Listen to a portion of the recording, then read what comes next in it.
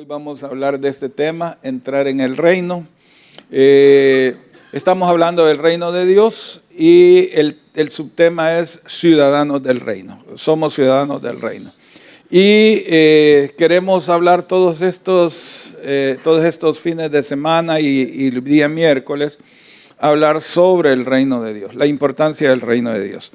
Hermanos, como nos decía Mario en el momento de su participación, es que ser ciudadano del reino nos da muchas bendiciones, muchas responsabilidades, pero también tenemos que saber de qué se trata esto, de ser ciudadano del reino de Dios, porque nuestra ciudadanía no es solo la terrenal, no solo somos salvadoreños o guatemaltecos o brasileños, como nuestra hermana Priscila.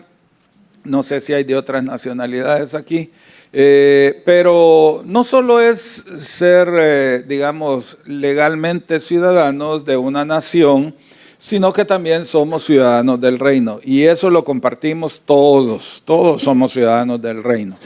Y entonces queremos ir explicando cuáles son las áreas que debemos de abordar. Y ahora, el tema ahora es cómo entrar en el reino de Dios. ¿Qué necesitamos hacer para entrar en el reino de Dios? Entonces, yo quiero que veamos el bosquejo que vamos a hablar ahora. Ahí está en letra pequeñita, pero espero que la alcancen a ver. ¿La alcanzan a ver allá atrás? Sí. Ahí están los 4 puntos que quiero abordar esta mañana. Primero, el nuevo nacimiento. La importancia del nuevo nacimiento. Segundo, la nueva ciudadanía. Tercero, el señorío de Cristo. Y cuarto, la comunidad del reino. Esos 4 aspectos son los que quiero abordar en los próximos minutos que tengo ya para poder compartir esto. Así es que vamos a ir a lo que te truje, Sancho, como dice Don Quijote, ¿verdad? Lo que te truje, Sancho, a lo que te traje. Vamos a ver entonces el primer punto, el nuevo nacimiento. Bueno, vamos a leer esa cita, búsquenla por favor, Mateo 7 del 13 al 14. Ahí lo tienen también en pantalla para los que alcancen a leer. Entrad por la puerta estrecha, porque ancha es la puerta y espacioso el camino que lleva a la perdición, y muchos son los que entran por ella. Porque estrecha es la puerta y angosto el camino que lleva a la vida, y pocos son las que la hallan. Ayer estaba predicando en un desayuno al que generalmente voy a predicar. Bueno, hoy me toca casi serie porque fueron 3 fines de semana seguidos, hablando sobre el perdón. Y estuve hablando de las 4 fases del perdón, más un bonus, así le llamé a la serie. Y son las 4 fases que incluye el perdón: ser perdonados, perdonar, pedir perdón, perdonarse a sí mismo, y el bonus es perdonar a Dios. Y entonces abordé esos temas allá. Y el día de ayer, un hermano que es bien intenso en sus participaciones y muy interactiva, esas prédicas son muy interactivas y él es muy interactivo también, me hacía el punto: ¿y qué pasa con la gente que, por ejemplo, está en el África y nunca ha oído de Dios y se muere sin conocer a Dios? ¿Qué pasa con ellos? O la gente aquí que vive en lugares rurales. Es bien raro que aquí en El Salvador digamos que alguien no ha escuchado acerca del Señor, pero él lo planteaba así, que no saben leer, no saben escribir. ¿Qué pasa con ellos? Y nosotros vemos, cuando levantamos la vista, vemos enormes cantidades de gente corriendo tras el mal, corriendo tras el pecado, corriendo tras cosas que son no solo de condenación eterna, sino también autodestructivas. ¿Qué pasa con todos ellos? Este pasaje dice que debemos aprender a entrar por la puerta estrecha, o sea, entrar al reino de Dios y entrar a la vida eterna o a la salvación. Debemos saber que para entrar tenemos que hacerlo por una puerta estrecha. Y porque por la puerta ancha todo mundo entra, muchos son los que entran. Es espacioso el camino, pero lleva a la perdición, dice el Señor. Porque esas son palabras del Señor. Muchos son los que entran por ella, pero estrecha es la puerta y angosto el camino que lleva a la vida, y pocos son los que la hallan. Entonces, el primer punto, sigamos adelante, que quiero abordar esta mañana es que el nuevo nacimiento es la puerta de entrada al reino. O sea, para poder entrar al reino de Dios y ser ciudadano del reino, la puerta de entrada es el nuevo nacimiento. Tenemos que nacer de nuevo. El capítulo 3 del Evangelio de Juan dice en el capítulo 3, bueno, cuento a manera de introducción. El Señor había sido invitado por Nicodemo, un principal entre los judíos, fariseo, o sea, un hombre de autoridad, un hombre respetado en la comunidad judía, y porque era un hombre digamos, de mucha influencia, estudioso de la ley, un hombre que se había preparado, y lo invitó a Jesús. Quiso tener una reunión exclusiva, personal con él, y el Señor atendió a su invitación. Y hablando, le dice Nicodemo: Señor, por favor dime, ¿qué necesito hacer para entrar al reino o para entrar a obtener la vida eterna? De acuerdo con lo que tú enseñas o lo que tú piensas o lo que tú crees. ¿Qué necesito hacer? Y entonces en el versículo 3 del capítulo 3, esta historia está narrada en el capítulo 3 del Evangelio de Juan. Entonces dice la palabra, el versículo 3, respondió Jesús y le dijo: de cierto te digo que el que no naciere de nuevo no puede ver el reino de Dios. Si querés avanzar, que eso ya está ahí en el primer punto. Está a su lado izquierdo. Respondió Jesús y le dijo: de cierto te digo que el que no naciere de nuevo no puede ver el reino de Dios. Nicodemo, al escuchar eso, se sorprendió. Incluso le ripostó una repregunta, digamos, le hizo una repregunta y le dijo: ¿nacer de nuevo? ¿Qué es eso? ¿Acaso tengo que entrar otra vez al vientre de mi madre y otra vez y nacer? O sea, ¿de eso se trata? ¿Me estás diciendo que habiendo nacido ya no es posible? ¿Tengo que regresar al vientre de mi madre y volver a nacer? Y esa era como una pregunta seria, y es una pregunta, una duda razonable, diríamos, la que Nicodemo lo hace. Porque Jesús como que lo dejó fuera de base. Porque de entrada le dice: tienes que nacer de nuevo. Y le dice: ¿qué es eso de nacer de nuevo? ¿Tengo que entrar otra vez al vientre y nacer? No, le dice el Señor, lo que nace de la carne, o humano, natural, es carne. Lo que nace del espíritu es espíritu. Entonces no te sorprenda que te digo que tienes que nacer de nuevo. Tienes que nacer del agua y del espíritu. Entonces, primer punto, hay que nacer de nuevo. No se puede entrar al reino de Dios si no se ha nacido de nuevo. Eso no es fácil de entender, pero tampoco es complicado. Es una cosa espiritual. El Señor Jesús lo explicó. Es espiritual. Significa que el Espíritu de Dios venga en nosotros y nos haga nacer de nuevo. Es Él. ¿Qué es el nacer natural?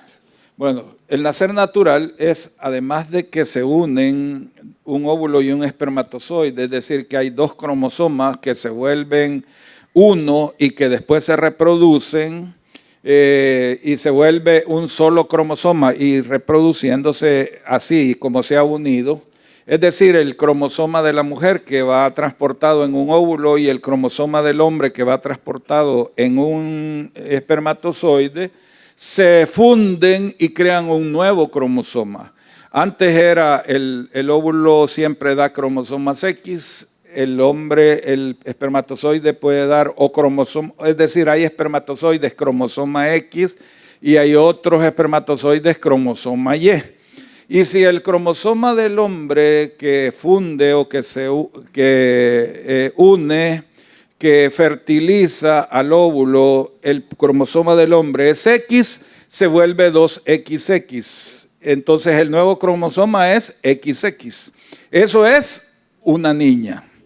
Pero si se une el cromosoma del espermatozoide con Y, se junta con el cromosoma X del óvulo, porque los cromosomas de la mujer todos y siempre son X, el que aporta a la mujer, todos los óvulos son X.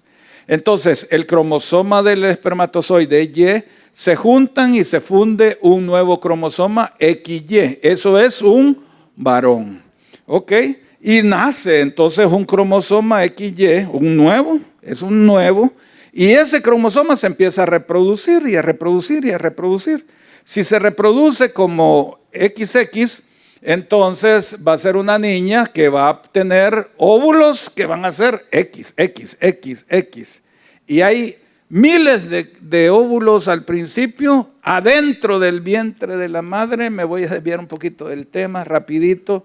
Eso quiere decir que si ustedes, hermanas, estuvieron embarazadas y tuvieron niñas, adentro del vientre de ustedes anduvieron ya los óvulos de su niña. Por lo tanto, usted, fue abuela de nietos que anduvo en el vientre suyo en parte. Si fue varón, no, pero si fue mujer, sí. Las abuelas han sido abuelas de los nietos y pueden decirle al nieto: yo te anduve en el vientre también. Probablemente chiquito no lo va a entender, ya más grande sí lo entienda. Qué belleza, ¿verdad? Qué lindo esto del nacimiento natural. Luego de lo físico, la vida no solo está por la unión cromosómica. Es decir, no solo es producto del óvulo con el espermatozoide unido, no solo es producto de eso. Porque la vida, la Escritura enseña que la vida está en el Espíritu. La vida procede del Espíritu. ¿Cómo es que se da la vida? Cuando la carne recibe el Espíritu de vida. ¿Y dónde se da eso? En el vientre. Ahí, en la unión de los espermatozoides, del espermatozoide con el óvulo, también entra el Espíritu que viene de Dios. Y eso es lo que crea vida. ¿Cuándo comienza la vida? En el vientre, desde el momento de la concepción. Entonces eso de que antes de los 3 meses usted se puede deshacer de él porque usted tiene derecho a su cuerpo, es cierto, usted tiene derecho a su cuerpo, pero usted no solo tiene a su cuerpo, usted tiene una nueva vida dentro. Entonces no hay tal cosa de que yo gobierno mi cuerpo. El tuyo sí, pero el del otro que está dentro de ti no, porque ese no es tu cuerpo. Está alimentado por tu cuerpo, pero no es tu cuerpo. Entonces ahí se da la vida por el Espíritu que une. Cuando se une el espermatozoide, se une con el óvulo, también viene el Espíritu que procede de Dios y entonces se genera la vida. Y la unión del cuerpo con el Espíritu, la vida viene del Espíritu, pero cuando se da eso también ahí se genera el alma, porque el alma es producto de la unión del cuerpo con el Espíritu. Y de ahí surge el alma. Ya me metí en teología y un poco en embriología. Pero esto es importante entenderlo. Es importante entenderlo. ¿De dónde viene la vida? Del Espíritu. De ahí viene la vida. Ese es el origen de la vida. ¿Qué es el nacimiento espiritual? Cuando a nuestra vida, que ya es cuerpo, alma y espíritu, viene el Espíritu de Dios a revivir la vida. Porque cuando nacemos naturalmente, nacemos con pecado. Y el pecado viene con nosotros. Pero cuando viene el Espíritu de Dios a habitar en nosotros, entonces nacemos de nuevo espiritualmente. Y se cancela el poder del pecado en nuestra vida. Se cancela. No quiere decir que se acaba nuestro enemigo, la carne. Ahí está. Pero ahora el Espíritu de Dios está en nosotros. ¿De qué se trata? De que el Espíritu de Dios gobierne, ¿verdad? Y eso tiene que ver con que alimentemos el Espíritu. Tenemos que alimentarlo. Yo les conté de la pelea de gallos la semana pasada. No les conté de las peleas de gallos. Bueno, había un fulano que era criador de gallos. Era criador de gallos. Y los gallos sirven para apuestas, ¿verdad? Por ejemplo, la gente dice, le voy 200 al gallo Giro. ¿Cuántos se acuerdan de la canción? ¿No se acuerdan de ese himno? ¿Ustedes nunca han escuchado esos himnos? Ustedes solo música clásica oyen, ¿verdad? Y ópera y todo eso. Bueno, hay una canción que dice, le voy 200 al gallo Giro. Bueno, el gallo Giro es el rojizo, ¿verdad? El color rojizo. Y el otro gallo es el negro. Y entonces el otro dice, yo le voy 200 al gallo negro. Pero el criador de gallos también decía, 400 al gallo Giro. Y ganaba el Giro. Y él ganaba de todos los que le habían apostado al negro. La siguiente semana decían otros 200 al gallo Giro y otros 200 al gallo negro. Y él decía 400 al gallo negro y ganaba el negro. Entonces a uno le pudo decir, mire usted, ¿cómo sabe cuál gallo es el que va a ganar? O sea, ¿cómo hace? Dice, bien fácil, en 3 semanas no le doy de comer al perdedor, solo le doy de comer al ganador, al que yo quiero que gane. ¿Ok? Entonces, ¿cómo vencemos la carne? No alimentando la carne, sino alimentando al... está fácil. Vea que bien fácil entenderla con gallos. Yo siento que con gallos es más fácil entenderlo, ¿verdad? Entonces, vuelvo a mi punto, ya bien amplio, ¿cómo se llama? El preámbulo, no, el paréntesis, demasiado grande. Muy bien, punto número 1, nacer de nuevo. ¿Cómo se nace? Se nace del Espíritu, ya lo entendemos. Nacer del agua y del Espíritu. Versículo 5 es lo que dice, ahí está, que el Señor le dijo, de cierto te digo que el que no naciere de agua y del Espíritu no puede entrar en el reino de Dios. Está hablando en sentido figurado o espiritual.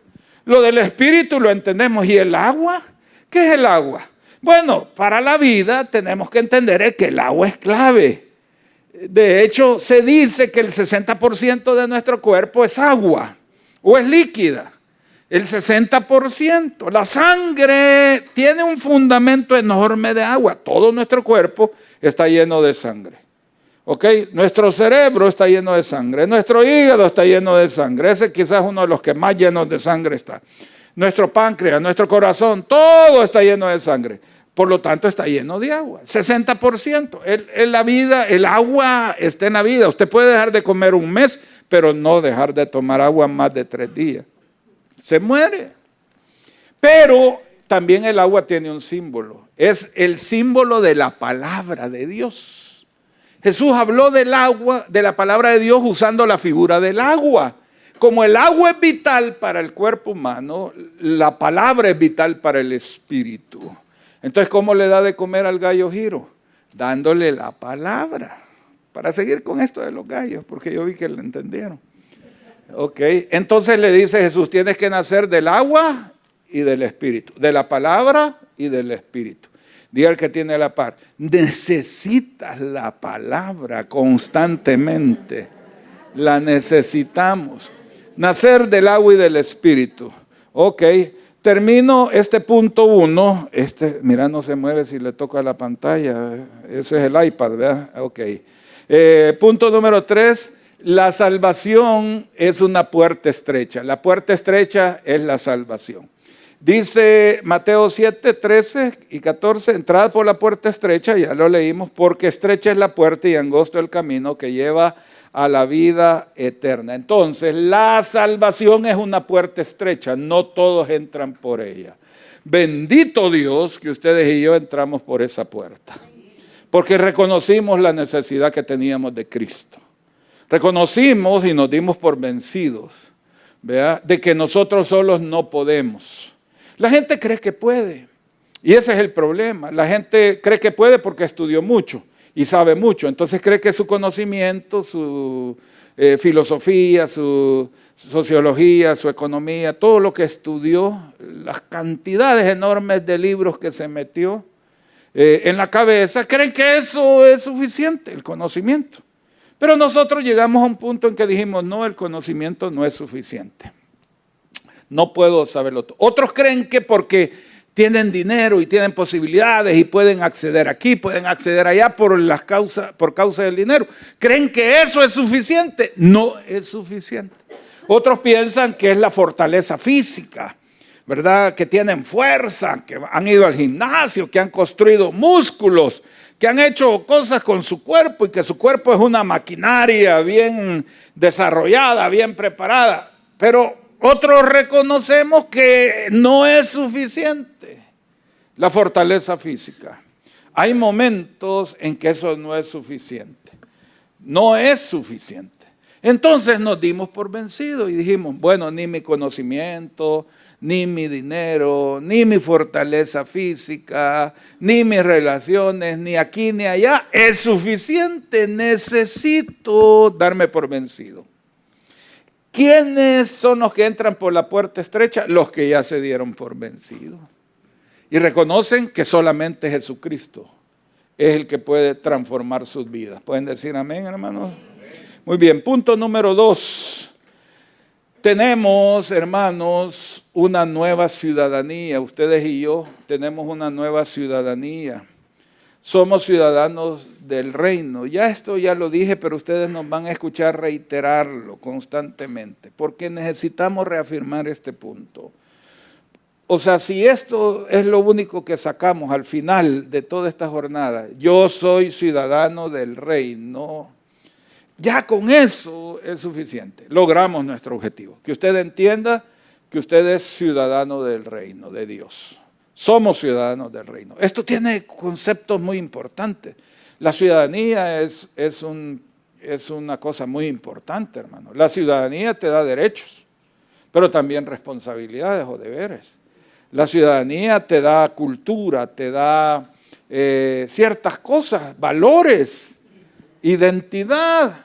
Yo soy salvadoreño y yo me siento contento de que soy salvadoreño. El pulgarcito de América, ¿verdad? Yo soy de los que comen pupusas, como yo no sé por qué casi todos los extranjeros lo que destacan tanto es las pupusas y que ya se las comen con la mano. Vieron a Mario hablando de eso, porque los que no son salvadoreños traen, usted todavía no, ¿verdad? Tenedor y cuchillo, o sea que nos hace falta salvadoreñizar más a la hermana Priscila, ¿verdad? Sí, entonces la vamos a ayudar, ¿verdad? La vamos a invitar a comer pupusas y le vamos a quitar tenedores y cuchillos de cerca, porque eso es como una cosa cultural. La pregunta es, hermanos, ¿y qué tiene comerse las pupusas con tenedor y cuchillo? ¿Cuál es es que entonces no sos salvadoreño? O sea que me está hablando de cultura. Me está hablando de cultura. Pero ustedes ya se les olvidó o nunca aprendieron a comerse una chenga con frijoles encima, ¿va que no? Algunos sí. Bueno, los que han tenido alguna raigambre del campo tal vez, ¿verdad? Familiares, pueblos de donde vienen sus familias y probablemente hicieron eso, pero eso es como decir, ¿verdad? Qué gusto hay en comer tortillas de las que hacen con molino de nixtamal. No es lo mismo como con el molinito de a mano, ¿verdad? Y luego a la piedra de moler, porque entonces la tortilla queda chara, ¿verdad? Y queda bien deliciosa, y cuando uno la tuesta queda quebrantada, ¿verdad? Ok, es cultura. Hay una cultura culinaria, hay una cultura musical, hay una cultura de forma de actuar. Los salvadoreños somos alegres, somos cumbieros, somos cultura. Todo eso nos da una ciudadanía. Esa es la ciudadanía. Nos da cultura, nos da pertenencia, nos da cierto tipo de conocimientos que son propios de nosotros. Por eso usted escribe en el Word y le aparece español del Salvador, que no es lo mismo que el español de México. Yo ahí a los mexicanos los escucho y hay palabras que no entiendo el significado que tienen para ellos. Pero para ellos son muy importantes y tienen mucho significado. A mí algunas hasta me suenan como grosería desde mi cultura, ¿verdad? Pero para ellos es normal desde su cultura, ¿ok? Nos da todo eso. Nuestra ciudadanía, dice, sigamos adelante, el punto 1, nuestra ciudadanía está en los cielos, de donde también esperamos al Salvador, al Señor Jesucristo. Filipenses 3:20. Nuestra ciudadanía está en el cielo. Digan conmigo, soy ciudadano del cielo. Entonces, al entrar en el reino de Dios, nuestra identidad cambia, como nos dijo bien nuestra hermana Ani, que la ciudadanía, la cultura nos da identidad. Ya no somos ciudadanos de este mundo, sino del cielo. Nuestra lealtad y nuestras prioridades ahora están alineadas con el reino invisible y eterno. Por eso debemos conocer cómo es la cultura del reino y qué significa ser ciudadano del reino. ¿Y hay un lugar donde conocer eso? Sí, en la Biblia. Usted necesita, igual que yo, conocer la Biblia para conocer cuál es la cultura del reino, cuáles son los valores del reino. Muy bien, eso implica que debemos tener un nuevo estilo de vida, renunciar al viejo estilo de vida y tener un nuevo estilo de vida. Por ejemplo, Colosenses 3, 9 y 10 que tenemos ahí dice cosas como estas, que son parte de este estilo de vida. No mintáis los unos a los otros. Esto es un principio, un valor importante en el reino de los cielos. No mentir. No mentirnos los unos a los otros. Esto tiene muchas aplicaciones. Por ejemplo, la infidelidad en el matrimonio. Es mentirnos. Es aparentar una cosa y hacer otra. No os mintáis los unos a los otros. Luego dice, sigue diciendo Colosenses, despojado del viejo hombre con sus hechos. Si alguno roba, ya no robe más, dice el apóstol. Ya no robar. Fíjense que yo creo que les conté en algún momento esta historia. Yo trabajaba en vacaciones, generalmente cuando uno es jovencito busca trabajos temporales de vacaciones cuando está estudiando. Y yo trabajé 3 años en 3 vacaciones seguidas en el Ingenio El Ángel. Y trabajé en el laboratorio del Ingenio El Ángel. En el laboratorio hay varias posiciones. Se comienza como muestrero, es decir, ir de caña, ir a los camiones, extraer una muestra, moler la muestra, sacar el jugo, llevárselo al analista de caña para que le evalúe, que vea cosas como cuántas libras por tonelada de caña es el rendimiento de esa caña, de ese lugar, ¿verdad? La claridad, todas esas cosas, uno tiene aparatos ahí para medirlo. Yo entré supuestamente como muestrero, pero el analista no llegó a trabajar, entonces de una vez me pusieron como analista en aprendizaje y aprendí y era analista de caña. Además de que el muestrero iba y me traía una muestra y yo la analizaba, y si el cañal, que es una práctica que hay aquí, que queman los cañales y tiene mucho tiempo de estar quemado el cañal en pie y luego lo cortan, cuando ya llega la caña al ingenio ya viene aguarapada, arruinada, ya no es posible extraerle tanta azúcar. Más o menos, la tonelada de caña da aproximadamente 225 libras de azúcar, ya el azúcar como extraída después de procesarla. 225 libras por tonelada de caña, todavía recuerdo. Y si ya viene aguarapada, puede ser que ande por 25, 30.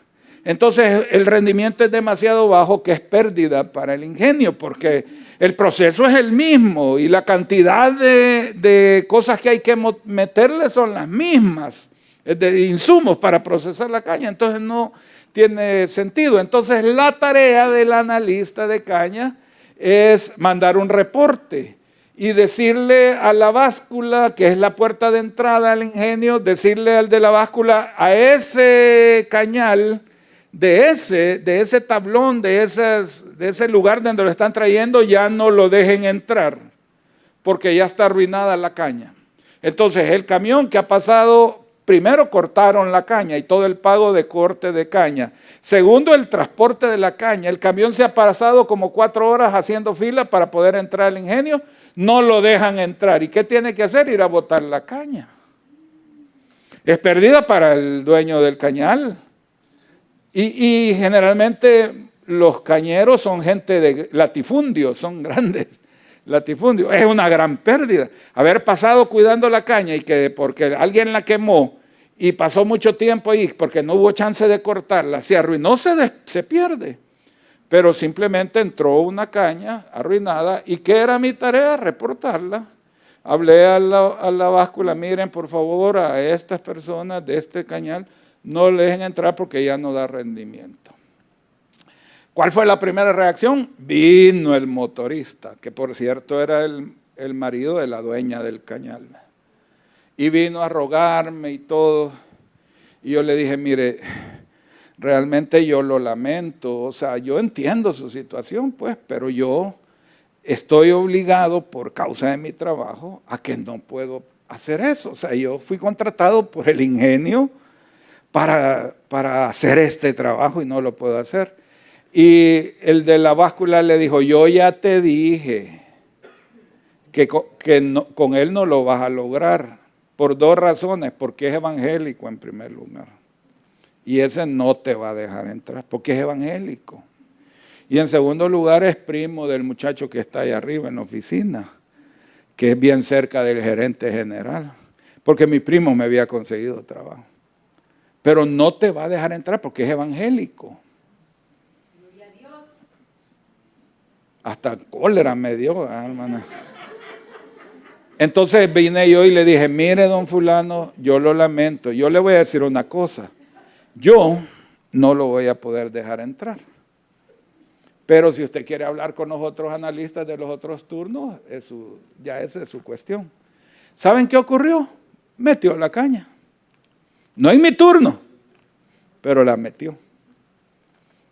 Ahora yo vi a mis colegas de los otros turnos bien contentos al final de la quincena, ¿va? Bien contentos, porque pues sí.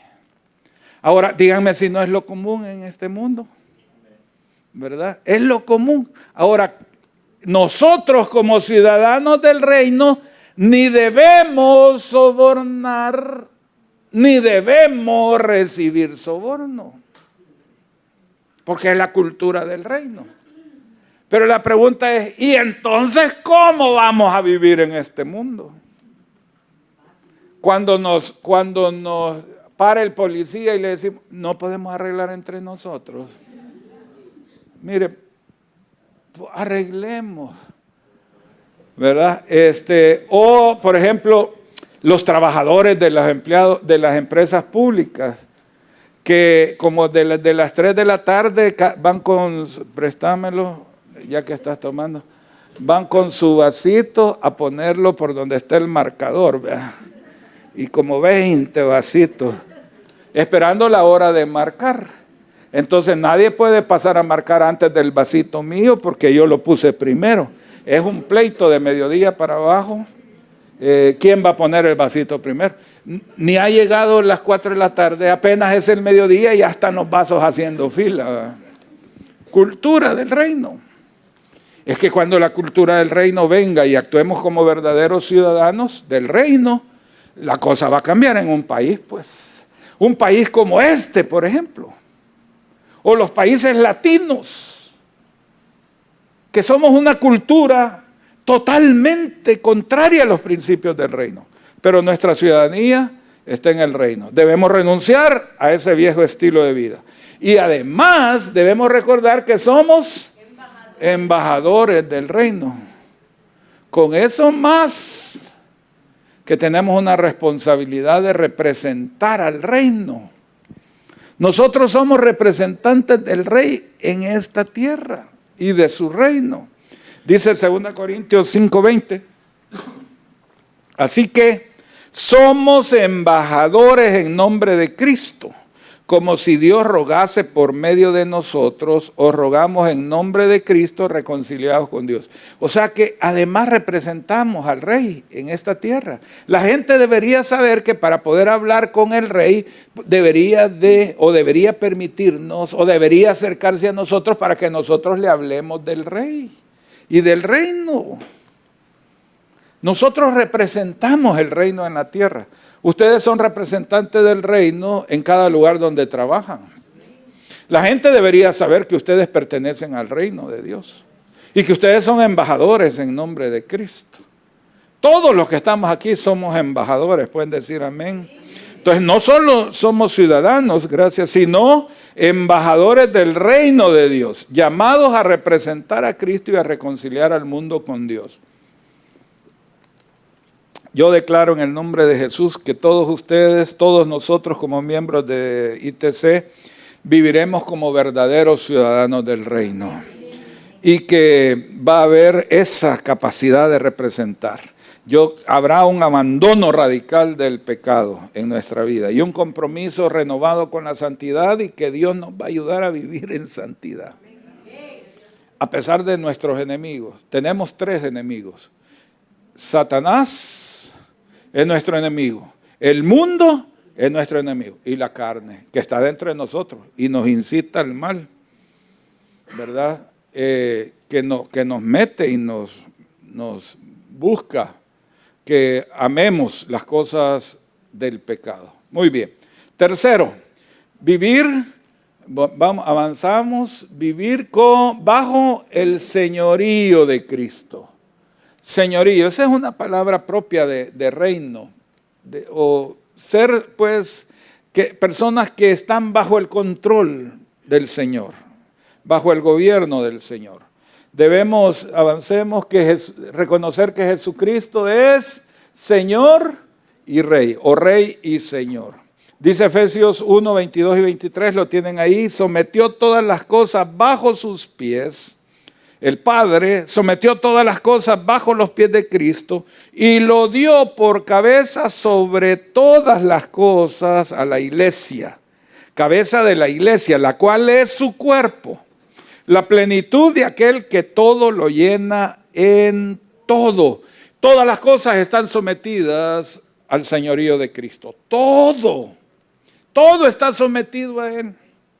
Él puede hacer lo que quiere. A veces Él deja que las circunstancias operen, que las consecuencias operen, pero Él está al control de todas las cosas. Él estableció leyes naturales, pero también leyes espirituales y las deja operar. Pero otras veces Él interviene directamente, rompiendo incluso las leyes naturales. Y a eso se le llaman milagros.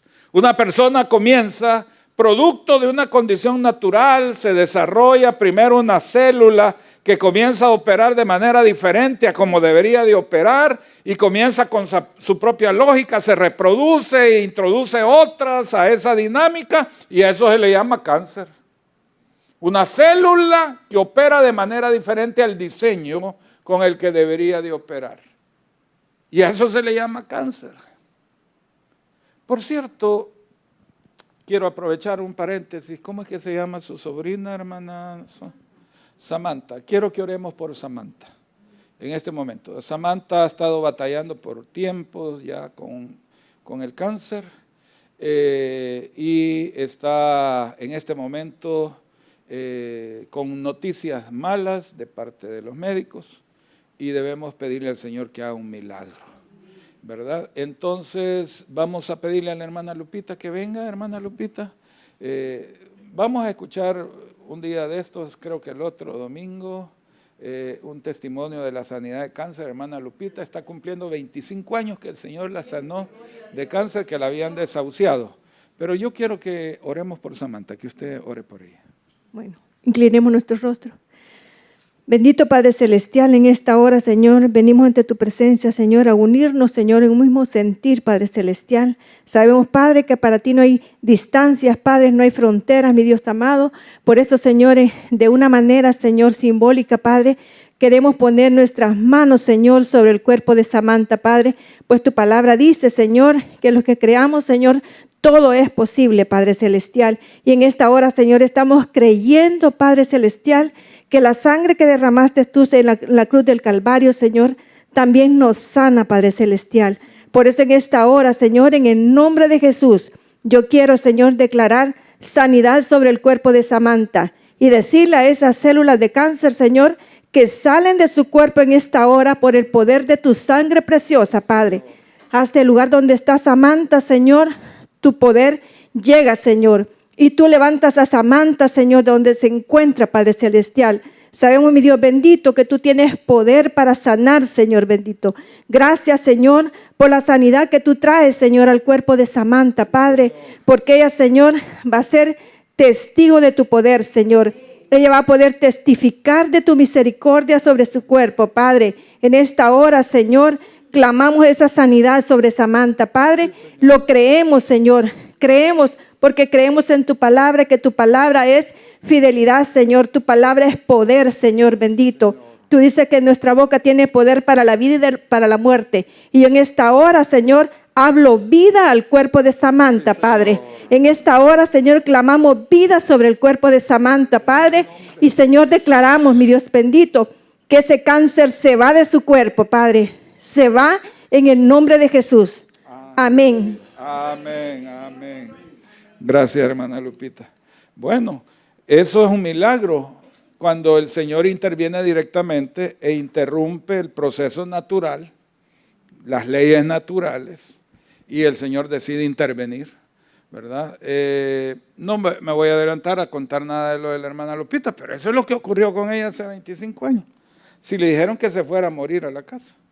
Pero el Señor le dio tanta vida que todavía 25 años después estamos aquí contando la historia, ¿verdad? Contando el testimonio. Entonces, aunque Él es Señor sobre todo y ha puesto leyes que gobiernen la creación que Él ha hecho, sin embargo, a veces el Señor interviene y hace milagros, ¿verdad? Interrumpe los procesos naturales, en este caso de deterioro, de aumento de células dañinas o de células mortales, interrumpe y un milagro se desata. Pero Él es el Señor y es el Rey. Entonces, al entrar en el reino de Dios, eso implica que nos sometemos al señorío de Cristo. Y le decimos, tú eres mi Señor, ¿verdad? Y yo decido que mi voluntad esté sometida a tu reino, a tu reinado, a tu señorío. ¿Ok? Esto implica también, hermanos, una obediencia radical. Tenemos que aprender a ser obedientes. Miren, hermanos, Dios bendice a los obedientes. ¿Cuándo vamos a entender eso los seres humanos? Dios bendice a los obedientes. Dios bendice a la gente obediente, hermano. Es que no hay como ser obedientes. Por desobedientes es que nos va mal, hermano. No debemos comer algunas cosas y eso es lo primero que comemos. Y estoy hablando por mí, no por ustedes, ¿verdad? Porque esto no vayan a creer que es así nomás. Esto es resultado de años de comer cosas que no debería comer, ¿verdad? Yo recuerdo a Nerón y a Titán, mis dos chuchos de infancia. Uno se llamaba Nerón y otro Titán. Aguacateros, eran de aquellos que yo tenía, aguacateros. Pero era un colón de pan francés, un colón, un gran platal. En aquel tiempo, pues cuando yo era niño, de 5 años, 50 centavos para mí, 50 para el Nerón, o para el Titán, cuando ya era el Titán. Grandes hartadas de pan que se daban esos chuchos. Perdónenme el francesazo que me eché. Comiendo tanto pan, hermanos, por años. Y no se rían de mí porque ustedes han sido iguales, ¿verdad? La guacalada de chuco con otro montón de pan. Bueno, pan dulce, hermana, ni me lo recuerde, por favor. Dice Mateo 7:21, no todo el que me dice Señor, Señor entrará en el reino de los cielos. O sea que aquí no se trata de decirle Señor, Señor, yo reconozco que eres el Señor, yo reconozco que eres mi Señor, Señor. No, no es eso. Aquí dice, no todo el que me dice Señor, Señor, entrará en el reino de los cielos, sino el que hace la voluntad de mi Padre que está en los cielos. O sea que no se trata de hablar, se trata de hacer. Hablar y hacer. Hablar y hacer. A veces algunos de nosotros somos buenos para hablar. Buenos para hablar. No, si Jesús es mi Señor.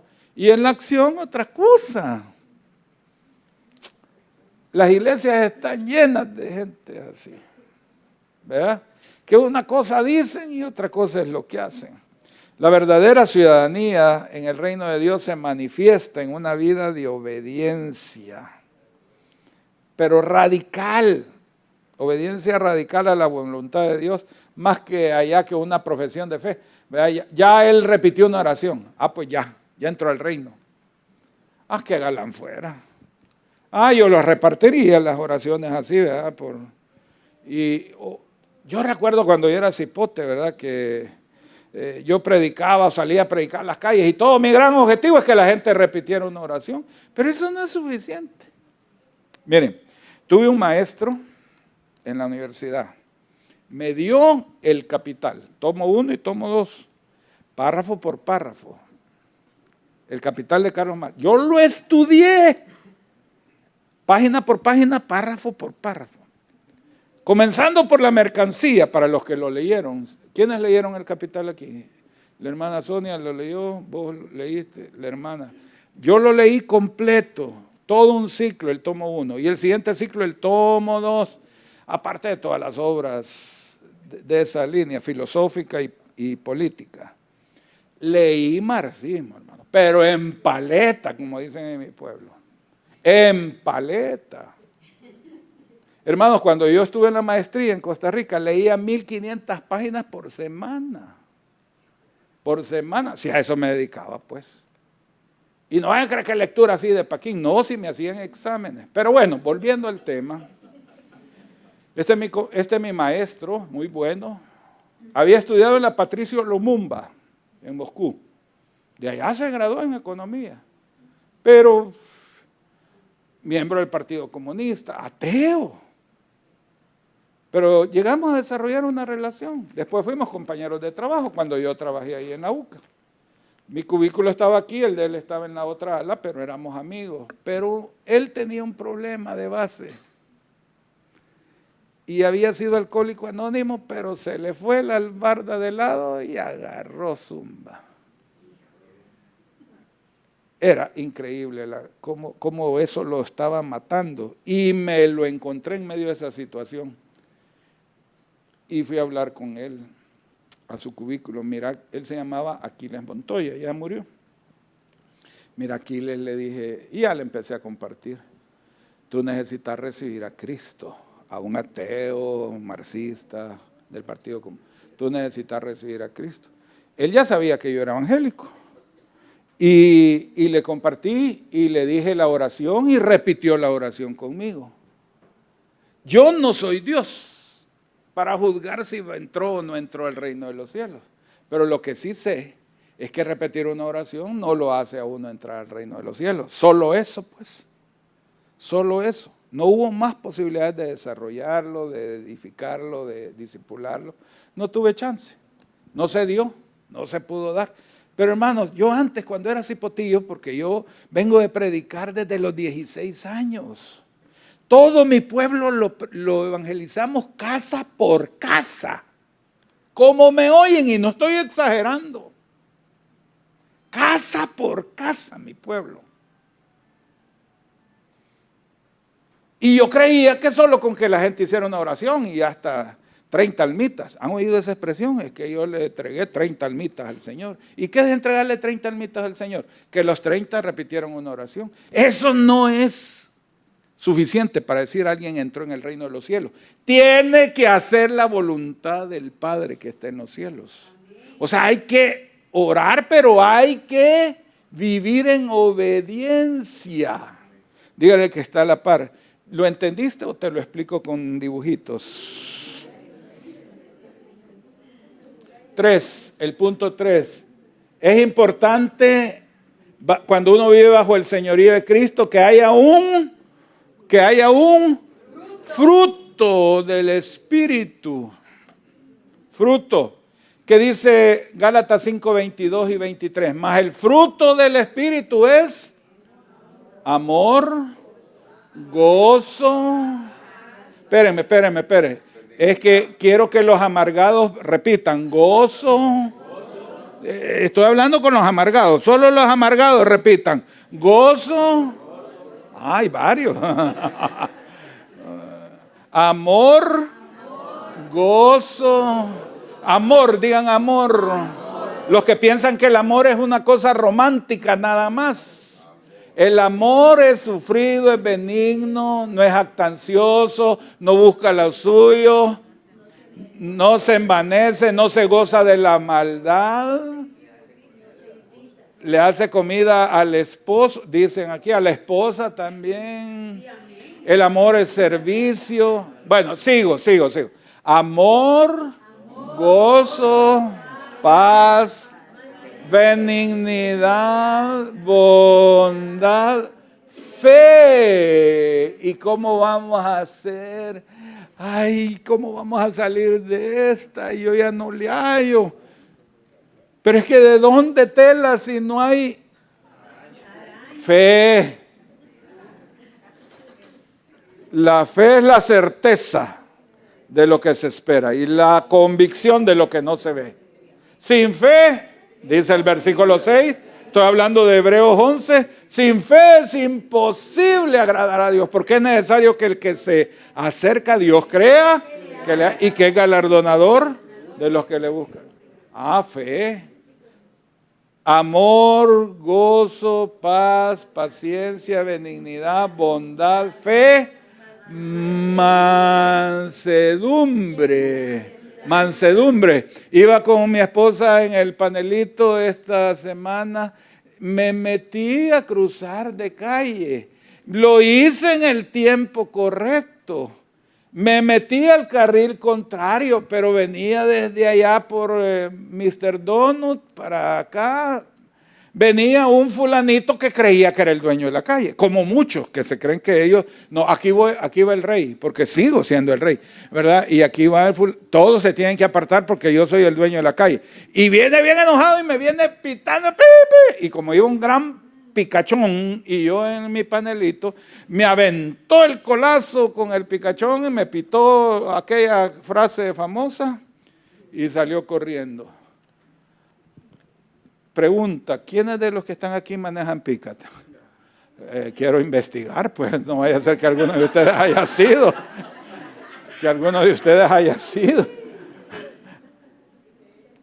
Mansedumbre.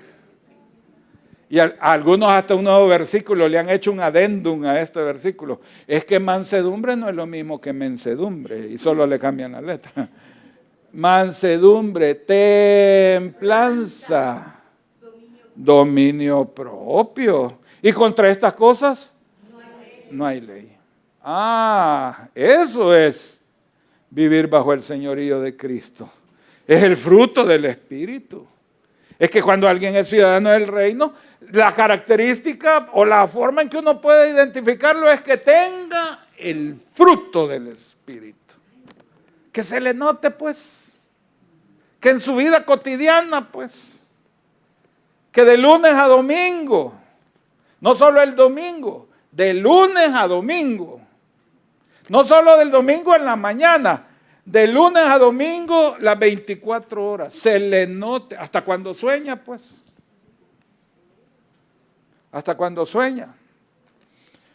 Vivir bajo el señorío de Cristo es todo esto. Se manifiesta en un carácter transformado que produce ese fruto. Yo declaro, hermanos, que ustedes y yo, esta iglesia, vamos a ser reconocidos como una iglesia que vive bajo el señorío de Cristo. Que vivamos bajo el señorío de Cristo. Que nuestra conducta sea recta en todo sentido. Y por último, es la importancia, seguimos, queridísimos, vivir como una comunidad. Es importante que vivamos en comunidad. Todo reino tiene una comunidad, todo. Y el reino de Dios tiene una comunidad del reino. Y nosotros necesitamos ser la comunidad del reino.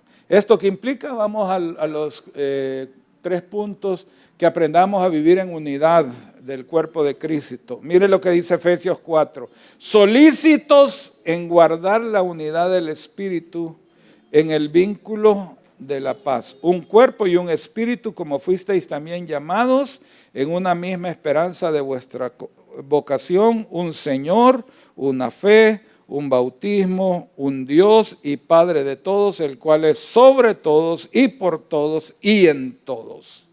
Como ciudadanos del reino estamos llamados a vivir en unidad y en amor, en cuidarnos los unos a los otros, alegrarnos con los que se alegran y llorar con los que lloran, unidos. Estar ahí, pues, ¿en qué te puedo ayudar? ¿Cómo te puedo servir? Que cuando tenemos momentos tristes, que sepamos que hay alguien que está ahí con nosotros, que nos acompaña, que nos da por lo menos una palmada en los hombros, que nos saluda, ¿verdad? Que cuida de nosotros en nuestras necesidades, en nuestras debilidades. ¿Ok? En unidad, somos una comunidad. Debemos vivir como una comunidad, una unidad en el cuerpo de Cristo. En segundo lugar, amarnos los unos a los otros como Cristo nos amó. Dice la palabra del Señor en Juan capítulo 13, un mandamiento nuevo os doy, dijo Jesús, que os améis unos a otros como yo os he amado, que también os améis unos a otros.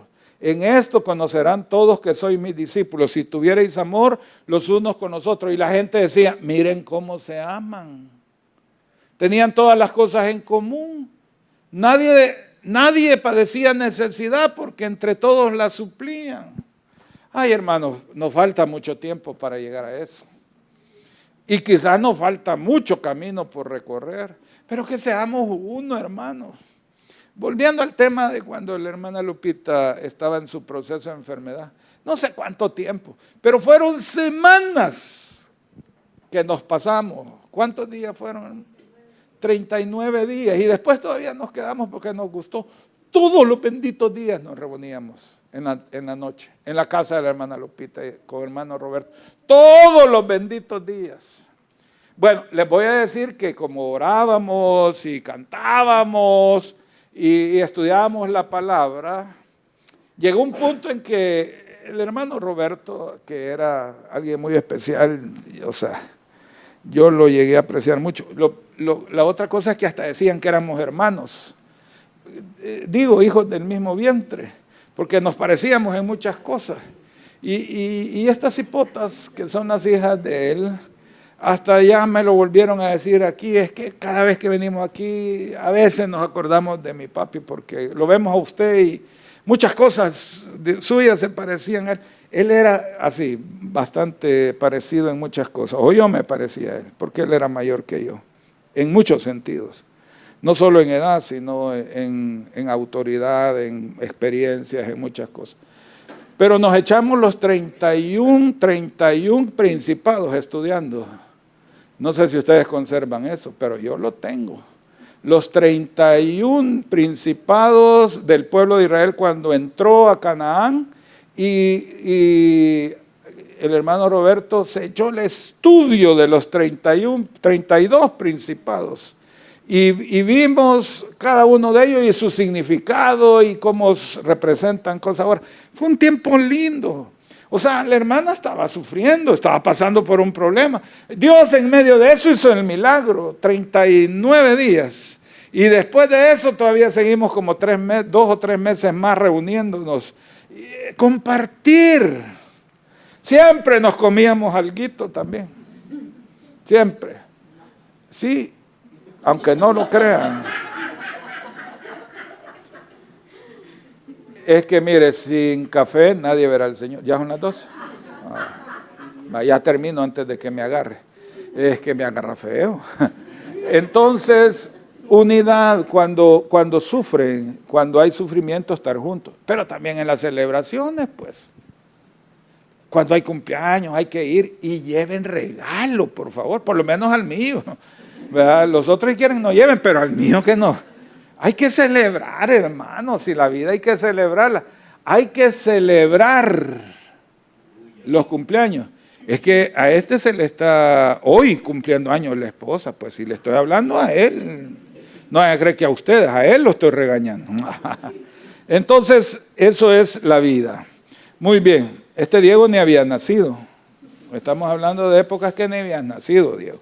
Bueno, y por último, compartir la vida del reino con otros. Mire lo que dice Hechos. Perseveraban en la doctrina de los apóstoles, en la comunión unos con otros, en el partimiento del pan, que no es la Santa Cena que damos ahora.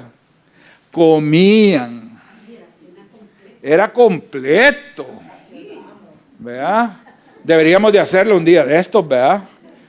Así de traje, digamos, ¿verdad? Yo traje el pan. Los miércoles. Los miércoles, lo que pasa es que ustedes no van. Y en las oraciones. Y el Señor añadía cada día en la iglesia los que habían de ser salvos. La gente necesita comunidad, hermano. La gente necesita pertenencia. Es una de las necesidades humanas fundamentales. Fundamentales, la pertenencia. Que podamos ser uno. Muy bien. Hermanos, yo quiero declarar en el nombre del Señor que este es un tiempo en que el Señor ha de desatar en medio de nosotros un espíritu de unidad y un espíritu de comunidad, y que vamos a movernos como ciudadanos del reino. Yo los bendigo en el nombre de Jesús. Yo declaro que ustedes son gente bendita y bendecida. Que el Señor va a obrar, que esta semana van a haber milagros suceder. Yo lo declaro en el nombre de Jesús, que habrán milagros que va a suceder. Habrá milagros. Habrá sanidades. Habrá sanidades. Habrá sanidades. Pero también habrá manifestaciones del poder de Dios. Quiero que oremos por la hermana Karen, que esta semana estemos orando por la hermana Karen. Estaba aquí, pero la tuvieron que sacar. Está mal, está malita. Oremos por ella. No dejemos de orar por ella, por favor. Ella necesita nuestras oraciones, ¿verdad? Y bendigámosla, declaramos que el Señor la bendice, que le pone estabilidad en su mente. Ella viene años batallando y mañana cumple años. Oremos por ella, oremos los unos por los otros, hermanos. Oremos los unos por los otros, bendigámonos, compartamos, seamos una familia. Así es que yo los bendigo. Levanten sus manos. Que el Señor te bendiga y te guarde. Que el Señor haga resplandecer su rostro sobre ti y tenga de ti misericordia. Que el Señor alce sobre ti su rostro y ponga en ti paz. Que Él sea escudo alrededor de ti, que sea tu gloria y el que levanta tu cabeza. Yo quiero declarar que ninguna arma forjada contra ti va a prosperar, sino que vas a condenar toda lengua que se levante en contra tuya. Yo quiero declarar que el Señor te llena de favor y de gracia, que te rodea el favor y la gracia, que la gente van a decir, y es que él o ella tienen algo del Señor, que cuando viene este lugar cambia, la atmósfera cambia. Así que yo te bendigo con el favor y la gracia del Señor. Así como Esther vio que se le extendió el cetro, porque la gracia del rey le extendió el cetro. Yo declaro que tu Señor, tu Rey, te extiende el cetro de favor y gracia, que te abre las puertas, te da acceso, entras por donde Dios quiere que entres. Así es que te bendigo en el nombre del Padre, del Hijo y del Espíritu Santo. Amén y amén. Dios les bendiga, amados hermanos.